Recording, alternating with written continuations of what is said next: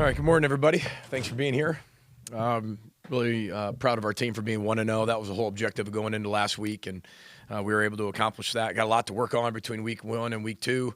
It's about ourselves. It's about improving all the things we need to improve on. So with that, we'll open up for questions. What are the major coaching emphasis points for you guys coming out of Buffalo? What's that? I'm sorry. What are the major coaching points of emphasis for you guys coming out of Buffalo? There's a lot of fundamental details, techniques that we've got to clean up. I think that we saw in game 1, the great thing about playing Buffalo is they're a really good football team. I'm not saying this is number 1 and number 3 in the country matchup. I'm saying that they're a really good football team with a lot of returning starters, and we got tested in a lot of different areas. Got a lot of situational football. Got 4-minute, we got 2-minute. At one point we had a delay a game with the clock going down. Those are things that you're working out with your football team of when you as a head coach can call a timeout and when you know that ball is going to actually be snapped. We didn't play particularly well in some areas. We played great in some other areas. So it's really just the whole overall consistency, Andy, of the fundamentals, technique, situational football, executing to the capability of the way we can play. And I think our guys were really, really honest about that. I'm not saying we played bad. I'm not saying that. We played really good in a lot of different ways, but saw some things that I didn't see out of this football team with some inconsistency, some drops here and there. Just some other things that schematically that, we need to be able to get cleaned up. But I'm glad that we played a really good opponent that was going to test us in a lot of areas. That was really their Super Bowl when you look at Mid-American Conference teams playing Big Ten teams and a team that returned most of the starters from a 9-win team that year ago. I thought we had 3 when you look at it, and the score looks at 23-10, but we had 3. I look at 3 empty possessions, and I say empty, but you had the one that was a 4th and 1 we didn't get right inside the green zone, and then 2 the crazy knock off the ankle interception. But the play of the game is Darius Taylor chasing that all the way down. I mean, that was the first clip we showed our football team and what the how means and what it means to play at the University of Minnesota and the expectation of how hard to play. And then we have a 9-minute, 45-second drive to end the game, which we're on the 18-yard line, and it's 1st and 10, so there's no points in that either. So I think when you look at it, it looks closer than maybe it was, and the total yards and things like that. But I was really proud of our team finding a way to win and respond, and they had to respond in a lot of different areas with their back against the wall. And you want to see that out of your football team early, and I think you got a chance to see this team's DNA right away. So. Buffalo's defensive line, I think a lot of people don't realize how good they are. It looked like your offensive line maybe got better as the game went on. The last drive was impressive. Who stood out maybe for you on the offensive line? Yeah, I thought Greg Johnson had a tremendous game. I thought Ashton Beers had a really good game. I thought, our young left tackle is going to get a lot better as he keeps playing, but I thought Nathan played pretty well. Right side, same thing, some inconsistencies here, but I expect that with guys playing together for the first time on that right side. We'll continue to hopefully play even more people on the offensive line as we keep moving forward.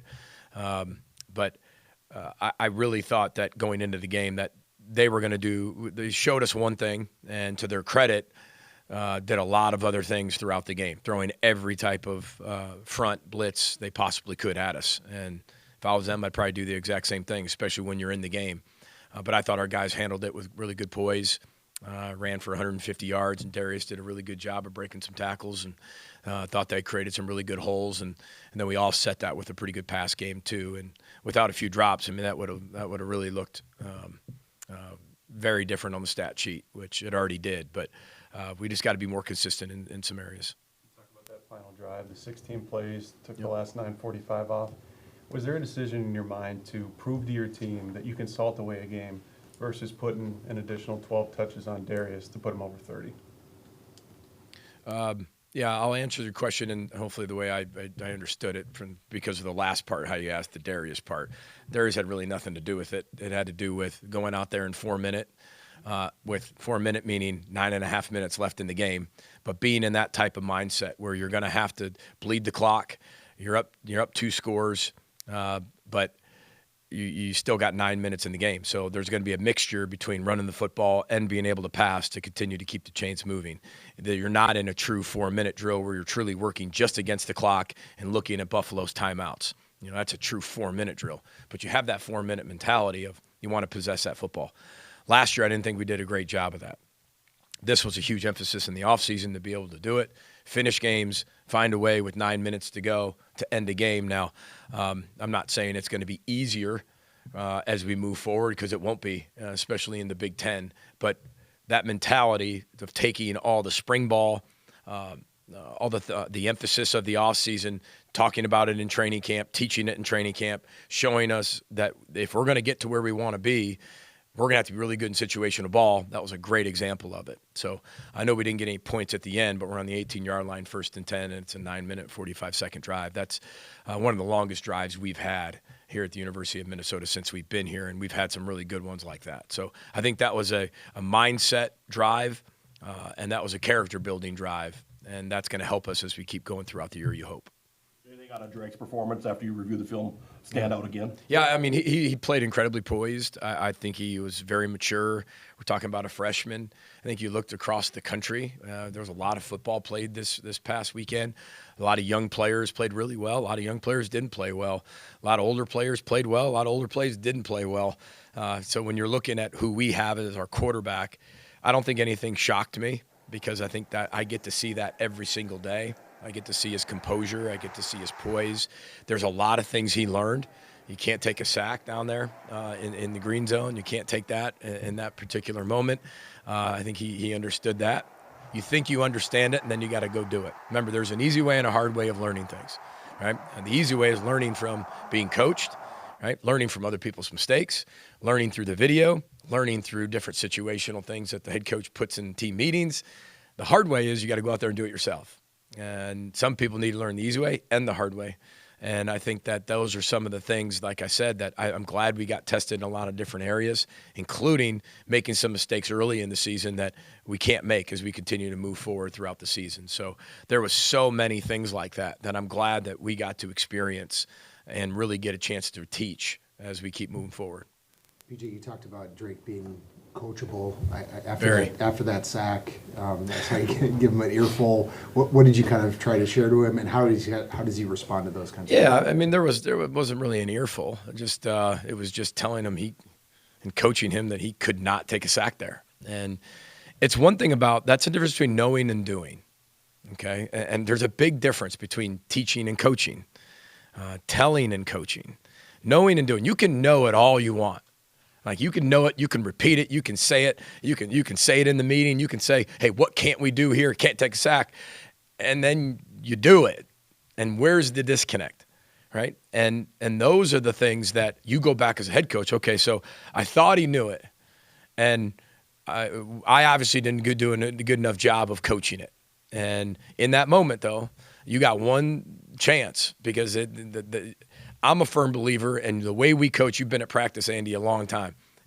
The coaching is immediate here. Within 5 seconds, if you're not coaching something, they already forgot about what you're talking about. They're already on to the next play. The impact isn't going to be as big, because just like as a little kid, right? When you did something and your parent caught you and you were on it, I mean, it jolted you a little bit. And, hey, I remember that. I remember that lesson. If you talk to me 2-3 days later, I'm like, what are you talking about? Like what do you mean? An hour later, I'm going to tell your dad when your dad gets home. Okay. And then dad got home and the story doesn't even make sense. I don't know what mom's talking about. I don't really, it kind of happened that way. It's got to be immediate. And that's when we had our moment on the field where he knew that you just can't take a sack in that moment. He knows it, but now he's got to go do it and continue to transfer that over into the doing piece. Last year, Heatherman talked about how you guys had 22 missed tackles, and then on Thursday, I think Pro Football Focus had you at 0. Yeah. What was it about your tackling that you go from 22 in the opener last year to this year, very few? Well, I think that when you look at it, you want to get better in tackling. I mean, that's one of our big three in the 78% statistics we talk about. It's the ball tackling and explosive plays. I think Danny Collins does a really good job of teaching it. I think we do a really good job of emphasizing it, and I think we've done it more than we ever probably have in an off season. And I'm not saying tackling just each other in practice. We did that a little bit more in training camp than we probably have, but it's the drills starting every single practice with the tackling convention, the tackling circuit. It's the emphasis from the coaches. Even our pass rush circuit. Everybody's a pass rusher. So if you're gonna get what you emphasize, and I thought in the offseason we emphasized tackling in a major way, and we have a lot of guys who've played a lot of football for us on that side that should continue to get better. But that's something we're going to have to be really good at. This football team, for us to have, however you want to consider success, has to do the little things really, really well. The little things, the blocking, the tackling, the catching, the breaking tackles, tackling the ball carriers. I mean, those things we're going to have to do really, really well. And I thought it was a good start in that department. Where do you feel like Darius has maybe come the furthest in 2 years? I think the furthest he's come is, I think, his vision. I think being able to see the schemes for what the schemes are. I think that was one of the hardest transitions for him when he first got here. Great athlete, could catch the football, could break tackles. He's a big player. He's really good in space. He's tough. He's good in pass pro. He's smart. But I think the understanding of all the run concepts we have, this isn't just inside zone and outside zone. Our run game is way more extensive than it used to be with just Mohammed Ibrahim, but it's and just having a huge offensive line where it's just vertical. This is a little bit more extensive. I think he's got a really good understanding conceptually of what we're doing and where he needs to take his eyes and what we're doing with the run game. And I think he can continue to get better. Don't get me wrong, but I think that's where he's taken a big jump. DJ, down on the 8-yard line, the tush push doesn't work. Yeah, that's a bad call by me.